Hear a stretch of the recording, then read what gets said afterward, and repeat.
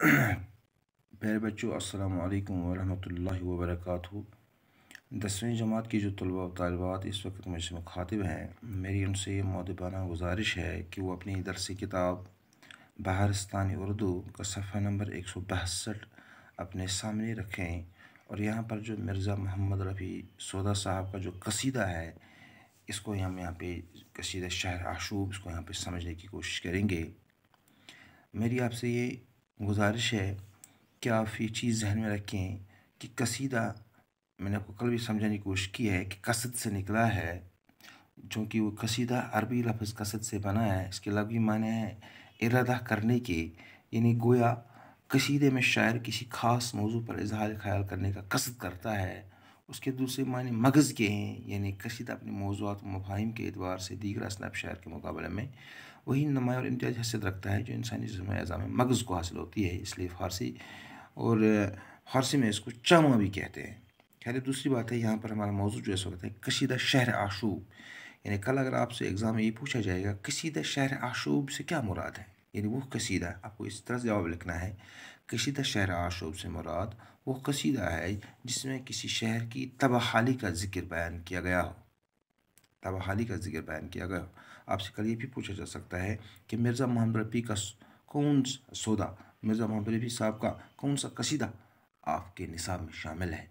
आपको मालूम होना चाहिए कसीदा शहर आशूब, या आपको इस तरह से कहा जाएगा कसीदा शहर आशूब आपके निसाब में शामिल है। कसीदा निगार का नाम भी लिखिए, आपको मालूम होना चाहिए कि उस कसीदा निगार का नाम है मिर्ज़ा मोहम्मद रफ़ी सौदा।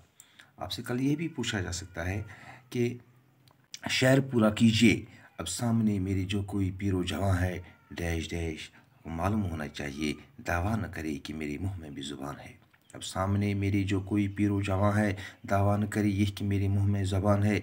यहाँ पर मिर्ज़ा मोहम्मद रफ़ी सौदा अपनी तारीफ़ वालगारी से अपनी तारीफ़ बयान करते हुए फरमाते हैं, मेरे सामने चाहे कोई बूढ़ा है चाहे कोई जवान है, वो दावा न करे कि मैं आपके सामने ज़ुबान खोल सकूँ, यानी किसी में मेरे सामने बोलने की हिम्मत नहीं है। मैं हज़रत सौदा को सुना बोलते यारो, अल्लाह अल्लाह रे क्या नज़्म बयां है। यहाँ पर सौदा किसी दूसरे की तरफ मुखातिब फरमाया कि यानी जब मैंने मोहम्मद रफ़ी सौदा को यानी जब वो बोलता था, जब मैंने उसको सुना, और क्या नज़्म कहता है, क्या उसका बयान है, क्या उसका कलाम है। इतना मैं क्या अर्ज़ की फरमाइए हज़रत, आराम से कटने की तरह कोई भी यहाँ है। और यहाँ पर सौदा फरमाते कि मैंने सौदा ही फरमाता कि मैंने सौदा से ही कहा। सौदा फरमाते हैं कि सौदा को मैंने जो बोलते सुना है, आपको ज़हन में रखना चाहिए। और मैंने कहा कि आप मुझे बताइए कि हज़रत, ये इस दुनिया में कोई ऐसी वजह है, कोई ऐसी बात है जिस तरीके से इस दुनिया में आराम से ज़िंदगी गुजारी जा सके। सुनकर ये कहने लगे कि खामोशी रह जा, इस अमर में कासिर तो फरिश्ते की ज़बान है। और ये सवाल सुनकर उसने कहा खामोश रह जा, क्योंकि ये फरिश्ते भी ये बात बताने से कासिर हैं, ये फरिश्ते भी ये बात नहीं बता सके। क्या क्या मैं बताऊं कि ज़माने में कई शक्ल है वजह माश अपनी सोजिश का ये बयां है। आपको मैं क्या बताऊं, यानी जो शहर तबाहाल होता है वहाँ पर कैसे लोग अपनी माश की तलाश में अपना माश कमाते हैं, और मैं आपको क्या क्या बयान करूं। घोड़ा ले अगर नौकरी करते हैं किसों की, तनख्वाह का फिर आलम भाला पे मकान है। अगर कोई घोड़ा लेके किसी की नौकरी करता है, कोई मजदूरी करता है, तो उसको वक्त पर मजदूरी नहीं मिलती है, उसको आलम भाला पर मकान है, उसको कहीं तनख्वाह का कोई नाम तक भी नहीं मिलता है। गुजरे हैं सदायूं अलफुदाना की खातिर, शमशीर शुगर में है तो सिपर बीने के यहाँ है। हर कोई यानी ऐसे दाने की खातिर में इधर उधर से गुजरता है। अगर इंसान के पास शमशीर है तो सिपर बीने क्या है, बीने हो गया दुकानदार। ये महंगाई बढ़ जाती है। अगर आपके पास 100 रुपया है तो वहाँ पर आप 100 रुपये लेकर दुकानदार के पास जाते हो, वहाँ पर आप मुट्ठी भर में वो सामान भी नहीं ला पाते हो। इतना इतना वहाँ पे ये होता है, गिरा बाज़ारी होती है। और यहाँ पर ये जो कीमतों में बढ़ोतरी होती है, हर तरफ बिल्कुल परेशानी परेशानी होती है। सौदागरी कीजिए तो है इसमें ये मशक्क़त, दक्कन में भी के जो ख़रीदा है सफ़ा से। यानी अगर कोई सौदागरी करना चाहता है, अगर कोई सौदा बेचना चाहता है, अगर कोई कारोबार करना चाहता है, तो इसको मशरक़ से लाना पड़ता है और मगरिब में इसको बेचना पड़ता है। शायर जो सुने जाते हैं मुस्तगनी अहवाल, देखिए जो कोई फ़िक्र तरद्दुद को तो यहाँ है। और जो शायर जो होते हैं, यानी इनका भी कोई परेशान हाल नहीं होता है, वो भी फ़िक्र में पड़े होते हैं, वो भी यास में होते हैं। मुश्ताक़ मुलाकात इन्हों का कस व नाकस मिलना इन्हें इससे जो फ़लाँ इब्न फ़लाँ है, इन हर कोई इनसे शौकीन होता है मुलाकात करने के लिए, हर कोई उनसे मिलने के लिए बेताब होता है। जो फ़लाँ इब्न फ़लाँ होता है, जो बड़ा आदमी होता है, जो गरीब होता है और इसका कोई परेशान हाल नहीं होता है। यानी अगर किसी से कोई मिलना भी चाहता है, अगर कोई किसी के दुख सुख में शरीक भी होता है, तो वो फ़लाँ इब्न फ़लाँ होना चाहिए, बड़े से बड़े का बेटा होना चाहिए, बड़ा आदमी होना चाहिए। और आम आदमी का कोई परेशानी हाल नहीं है। अगर ईद का मस्जिद में पढ़े जाके दो गाना, नहीं ये दिक्कत है नहीं दिखाने जमा है।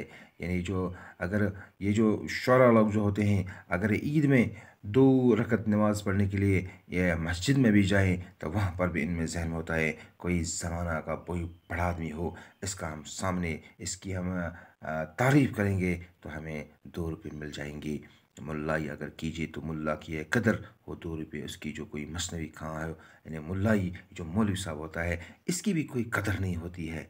लेकिन इसके बारे में जो मसनवी खां होता है, जो ये गाने वाला होता है, उसको हम 2 रुपये देते हैं, इसकी हम कदर करते हैं। ओ माँ हज़र अखवन का मैं क्या बताऊँ, यक्का से दाल अदस जो की तो ना है। और उस्ताद का अब मैं क्या बताऊँ, उस्ताद जी का क्या वाला होता है, उसकी जौ की 2 रोटियाँ होती है, उसके पास दाल होती है, इसके अलावा उसको खाने का सुख पहनने का सुख होता है। दिन को तो बेचारा पढ़ा करे लड़की सब खर्च लिखी कर, अगर का हिंसेदान हो, दिन को बेचारा पढ़ाया करता है, अगर वो हिंसादान हो, अगर वो हिसाब जानने वाला हो, तो घर जब जाता है तो घर का खर्च लिखने में लग जाता है। अब कीजिए इंसाफ की, जिसको ये औकात आराम जो चाहे वो करे, वक़्त कहाँ है। अब आप ही इंसाफ कीजिए, जिसकी यह औकात हो वो आराम अगर इस दुनिया में करना चाहे तो कहाँ से करे, उसके पास कहाँ वक़्त है। चाहे जो कोई शेख बने बहरे फरागत छटते हैं तो शहर का माथूनी ज़ुबान है।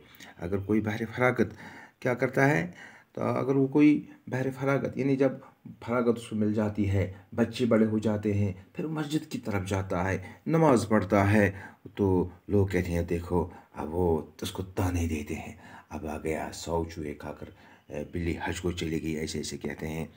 तो छठते ही शे तो मौतूनी ज़बान है, तहकीक हो जो उर्स करदारी में कंगी खेले मोरी तंगी बस में जाएँ। और जब शौरा लोग ये सोचते हैं कहीं पे कोई उर्स है, कहीं पे कोई बज़म होने वाली है, तो वहाँ पर अपनी धाड़ी में लगा के जहाँ पे जाते हैं और वहाँ पे कहते हैं कि हम वहाँ पे रक़्स करेंगे, ढोलक जो लगी बजने, तो वहाँ सबको वजद हो, कोई कूदे कोई रोदे कोई नारा जना हो। जब वहाँ पे ढोलक बजती है, जब वहाँ पे ढोल बजता है, तो वहाँ सब वजद में हो जाते हैं। कोई अपने आप को पीटता है, कोई रोता है, कोई नारा देता है। बेताल हुए शेख जो टिक वजद में आकर सरगोश में फिर बदसूली का बयां हो। जो ये शेख होता है, जो ये बुज़ुर्ग होता है, जो इबादत गुजार होता है, जो ये नमाज होता है, जब वजद में आ जाता है, जब उस पर वो वजद तारी हो जाती है, वो बेहोश हो जाता है, लोग कानाफूसी करते हैं, उसकी बदसूलियों को बयान करते हैं। आराम से कटने का सुना सुनी कुछ अहवाल, जिमेत खातिर कोई सूरत हो तो कहाँ है। यानी यहाँ पे शायद आपने सुना होगा क्या किस तरीके से यहाँ पर आराम से ज़िंदगी गुजर बसर करे। आपने मुख्तलिफ जो तबकों का यहाँ पे हाल उसने यहाँ पे बयान किया है। यहाँ पर नहीं, यहाँ पर इंसान को आराम मैसर नहीं है। दुनिया में तो आसूदगी रखती है फ़कत नाम। ये जो आसूदगी है दुनिया में, ये तो फ़कत नाम रखती है। और वो क्या होता है, और आसूदगी यानी इत्मीनान, यानी वह बात है। आसूदगी सिर्फ नाम, यहाँ पे इत्मीनान सिर्फ नाम है। उक़बा में रखता है कोई इसका निशान है, और ये कोई कहता है कि उक़बा में जहाँ हमें जाना है वहाँ पे उसका नाम निशान है, सो उस पर तय कौन किसके दिल को नहीं है। ये बात भी गोविंदा के महज गुमान है। यानी यहाँ पर भी हम कहते हैं इस पर भी हमें यकीन नहीं है, क्योंकि हम हमें वहाँ पे उस उक़बा पे उतना अगर हमें यकीन होता तो हम यहाँ पे ऐसा नहीं करते। यहाँ फ़िक्र मअशत है तो वहाँ दगदगे हशर। यहाँ पर शायर ने क्या खूबसूरत बात की है, अल्लाह ताला ने इस दुनिया में फ़िक्र मअशत रखी है। पेट पीछे रखा है, दाएं जाता है बाएं जाता है, कभी आगे जाता है कभी पीछे जाता है, जहाँ जब तक कि मौत उसको अपने आगोश में ले जाती है। जब वहाँ जाता है वहाँ दगदगे हशर, वहाँ हशर में क्या मैं कौन सा मुँह दिखाऊंगा, मेरे साथ क्या होने वाला है जब मेरा हिसाब लिया जाएगा, वहाँ भी फिक्र होगी। आसूदगी हरफियत न वो यहाँ है न यहाँ है, इंसान आपको यहाँ पर भी इत्मीनान नहीं है और आपको वहाँ पर भी इत्मीनान नहीं मिलेगा। यहाँ पर शायर ने इस मुल्क की, जो मुल्क तबाहाल होता है, जो मुल्क परेशान हाथों होता है, जिस मुल्क में अमन अमान नहीं होता है, वहाँ पर लोगों की क्या हालत होती है, चाहे वो उस्ताद हो, चाहे वो मज़दूर हो, चाहे वो ख़रीदार हो, चाहे वो कोई भी बिजनेसमैन हो, यहाँ हर एक की हालत बिल्कुल नागुफ्त पे हो जाती है।